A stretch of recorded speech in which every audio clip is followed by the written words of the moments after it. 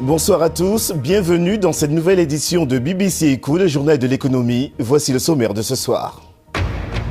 Une enquête de la BBC a révélé que le géant de l'énergie BP a accepté de verser environ 10 milliards de dollars à un homme d'affaires impliqué dans un contrat suspect au Sénégal. Les réactions se sont multipliées dans le pays suite à cette enquête. Lundi soir, Aliou Sall a contre-attaqué et annoncé une plainte contre la BBC.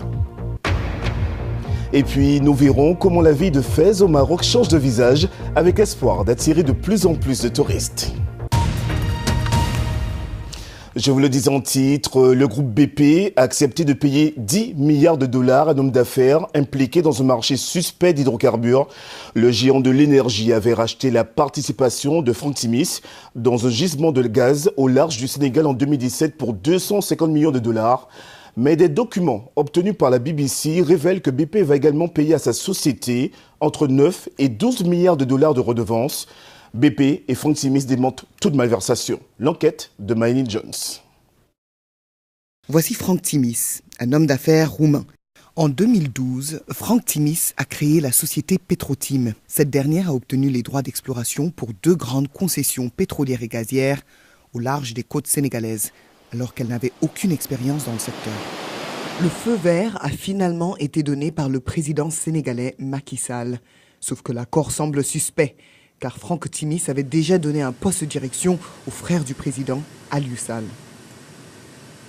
Why do you think that Frank Timis wanted to employ Aliou Sall? Tout simplement parce qu'il était le frère du président Macky Sall. C'est gravissime, parce qu'il y a manifestement un conflit d'intérêts. C'est le président de la République ici. Nous avons obtenu des documents qui révèlent pour la première fois les détails du contrat d'Aliou Sall.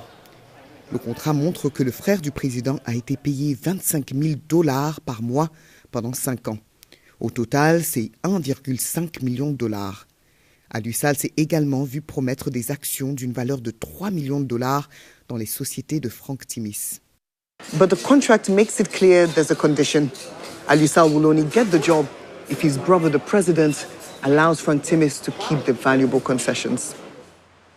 En 2016, du gaz a été découvert dans les concessions. BP a racheté les parts de Frank Timis, alors même que l'entreprise était au courant des paiements suspects destinés aux frères du président. Nous avons obtenu les détails du contrat de redevance. Il est décrit comme le plus généreux de l'industrie. Au cours des 40 prochaines années, BP versera à Timis Corporation entre 9 et 12 milliards de dollars. Ces chiffres n'avaient jamais été rendus publics. 9 million dollars? 9 milliards de dollars? Vous êtes sûr? There is no reason that... Il n'y a aucune raison qu'une telle somme soit donnée à Frank Timis. C'est inacceptable. Vraiment inacceptable. BP assure avoir effectué toutes les vérifications préalables et rejette toute implication selon laquelle le groupe aurait agi de manière irrégulière. Le PDG de BP, Bob Dudley, a refusé de répondre à nos questions. And we want to know why BP is paying Frank Timis $10 billion. Thank you very much. Really not. You knew that he was paying the president of Senegal's brother, so why go ahead with the deal, sir? So is Frank Timis someone that BP should be doing business with? Mr. Dudley, why won't you answer our questions? Frank Timis et Aliou Sall démentent vigoureusement toute corruption. Selon leurs avocats, les paiements versés à M. Sall étaient conformes à d'autres rôles similaires dans l'industrie et il n'a jamais reçu d'action. Ils ajoutent qu'il a été embauché pour son expertise et non parce qu'il était le frère du président. Maïni Jones à Dakar pour BBC Afrique. Mise en cause dans cette enquête, Aliou Sall s'est vigoureusement défendu. Lors d'une conférence de presse lundi à Dakar, il a annoncé qu'il allait porter plainte contre la BBC. Le rachat des actions de Frank Timis par BP s'élèverait, selon l'émission, à 250 millions de dollars, soit environ 150 milliards de francs CFA. Je précise que je ne suis pas au courant d'une telle transaction. Je n'ai jamais rencontré un seul responsable de BP. Et je considère que si un tel accord existait, il ne concernerait que ces deux entités. Et Aliou Sall n'a rien à voir dans un tel accord. Je n'ai jamais reçu, directement ou indirectement, un quelconque paiement de la part de Timis Corporation à travers Agritrans. Les affirmations de BBC sont totalement fausses et mes conseils donneront la suite adéquate à cette affaire. En aucun moment, de la signature de ce contrat à ma démission, je n'ai eu le sentiment d'avoir fauté et d'avoir fait une activité illégale. Je dois dire ici que, comme tout travailleur, j'ai négocié faire mon contrat. Mais plus que ça, j'avais même espéré être payé en cas de réussite de la boîte en termes de primes, ce qui, dans la loi sénégalaise, est totalement légal. Je dois dire que je n'ai jamais reçu de prime, mais je l'aurais reçu, que je n'aurais pas fauté aux yeux de la loi sénégalaise. Ça, il faut que ce soit très clair.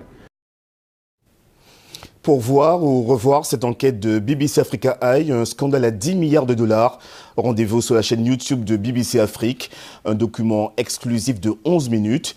Vous pouvez aussi retrouver cette enquête sur notre page Facebook et sur le site internet de la rédaction bbcafrique.com. Le reste de l'actualité économique de la semaine, en bref et en images. Fiat Chrysler retire son offre de fusion avec Renault. Ce mariage aurait donné naissance au numéro 3 mondial de l'automobile. Selon Fiat, le gouvernement français aurait traîné des pieds dans les négociations, ce que dément Paris. Sans viser de coupable, Renault a fait part de sa déception. Brutale contraction de l'économie sud-africaine au premier trimestre, moins 3% d'eux. Les secteurs miniers, manufacturiers et agricoles ont souffert des pannes de courant à répétition attribuées à Eskom, la compagnie publique d'électricité. Le pays n'avait pas connu un tel recul trimestriel depuis 10 ans. Et puis le Kenya a lancé ses nouveaux billets de banque afin de lutter contre la fraude fiscale. Pour la première fois, ces billets ne représenteront pas d'anciens présidents, mais des images symboliques du pays. Enfin, les billets de 1000 shillings seront supprimés à partir du 1er octobre. Jay-Z est devenu le premier rappeur milliardaire selon le magazine Forbes. La star américaine mariée à Beyoncé a donc dépassé Dr. Dre et Diddy. Jay-Z doit sa fortune à son catalogue musical, mais aussi à ses parts dans des marques de champagne et de cognac. Retour au Kenya. L'île de Lamu est connue pour ses paysages et sa douceur de vivre. Mais aujourd'hui, ses habitants s'inquiètent de la construction de la première centrale électrique à charbon du pays. Financée par la Chine, les défenseurs de l'environnement n'en veulent pas. Ils estiment que la centrale va multiplier par 7 les émissions de gaz à effet de serre du Kenya. Pierre-Antoine Denis. Depuis des siècles, peu de choses ont changé sur l'île de Lamu. Ces voiliers d'eau sont un reflet de son héritage de commerçants arabes. C'est un endroit calme, isolé et laissé à lui-même depuis l'indépendance du Kenya. Mais le mode de vie, notamment celui des pêcheurs, est menacé depuis le jour où les mangroves ont commencé à être arrachés et où les bateaux chinois sont arrivés. Les pêcheurs disent que des zones de ponte et des récifs coralliens ont été détruits, puisqu'un canal a été creusé ainsi qu'une bande de sable pour la construction. Ici, dans ce coin reculé du Kenya, se trouve la première étape d'un projet de 25,5 milliards de dollars. Un superport, un terminal pétrolier, des liaisons routières et ferroviaires, un aéroport, une ville de villégiature et une centrale électrique au charbon. Et voici l'endroit alloué à cette centrale électrique. Les gens du coin l'appellent la boîte. Beaucoup ont été expulsés, mais certains s'accrochent en attendant une compensation. On nous a dit qu'on nous paierait et qu'on allait nous transférer sur un autre terrain, mais jusqu'à maintenant, nous n'avons pas été payés. Pour l'instant, en attendant, ils cultivent du maïs pour la nourriture et afin de payer l'éducation de leurs enfants. This is Lamu, a World Heritage Site. Mais à Lamu Town, on s'inquiète de l'impact de cette centrale sur l'air, l'océan et la culture. Nous nous demandons pourquoi ils veulent mettre en œuvre ce projet, parce que nous avons signé un accord à Paris. Notre président l'a signé. Mais ici, ils veulent mettre en œuvre ce projet désastreux et nous sommes vraiment inquiets. Le gouvernement kényan n'a pas voulu commenter une affaire qui est toujours contestée devant les tribunaux, Mais si le projet voit le jour, il multipliera par 7 les émissions de carbone du pays, rompant ainsi la promesse de les réduire. Et cela aura encore plus d'impact sur ce lieu historique. Voyageons un peu, direction le nord de l'Afrique. Fès au Maroc a longtemps été ignoré par les touristes qui préféraient par exemple Marrakech. Mais aujourd'hui, la ville impériale fondée au 8e siècle attire de plus en plus de visiteurs grâce à la rénovation de son architecture ancienne et au vol des compagnies aériennes à bas prix. Quand on pense au Maroc, Marrakech est évidemment l'endroit qui vient à l'esprit. Mais la vieille ville de Fès, dans le nord-est du pays, essaie de changer cela. Et son attraction principale est cachée derrière les murs.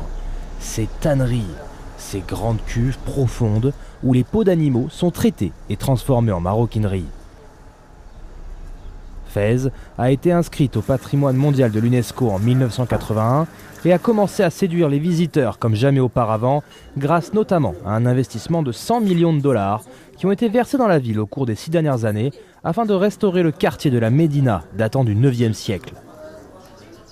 Les habitants de Fès essaient également de faire leur part afin d'aider la ville à maintenir son âme en transformant leur propre maison en musée privé pour maintenir leurs traditions et leur culture vivante.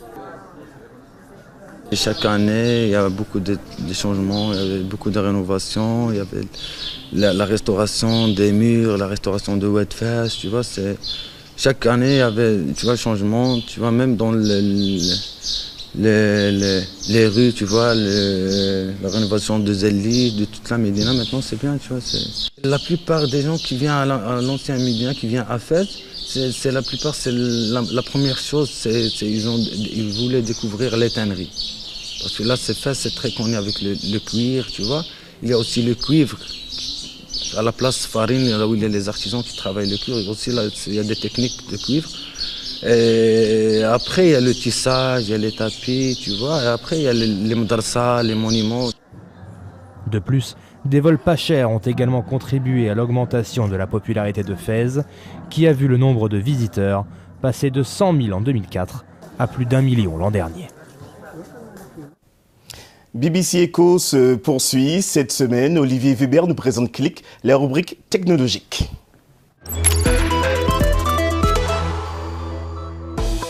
Apple fait ses adieux à iTunes. Le logiciel emblématique de téléchargement va être scindé en 3 applications séparées, Apple Music, Apple TV et Podcast.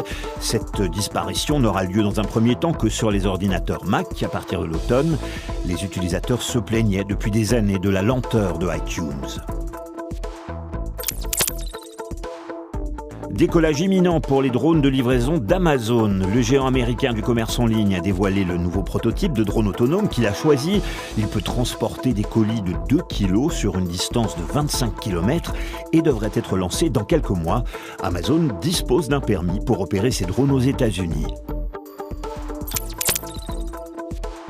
Attention à la pollution de l'espace par les satellites. C'est l'avertissement lancé par les scientifiques de l'Union astronomique internationale. Il vise tout particulièrement la société américaine SpaceX d'Elon Musk. SpaceX a lancé le mois dernier une constellation de 60 satellites et prévoit d'en lancer un total de 12 000. Dans l'avion du futur, on pourra peut-être un jour s'asseoir dans les ailes. Un étudiant de l'université de Berlin, en collaboration avec la compagnie aérienne KLM, a dévoilé un avion futuriste en forme de V. Le Flying V, c'est son nom, permettrait d'économiser 20% de kérosène. Attention tout de même, il faudra attendre encore plus de 20 ans pour transformer ce projet en réalité.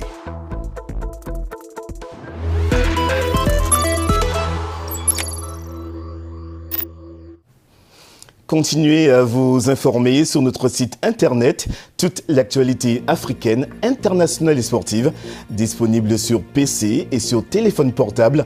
Vivez l'info avec bbcafrique.com. C'est la fin de ce journal. Toute l'équipe de BBC Info se joint à moi pour vous remercier de nous avoir suivis, notamment au Sénégal grâce à notre partenaire DTV et au Niger avec Sarounia TV. Bonne soirée à tous.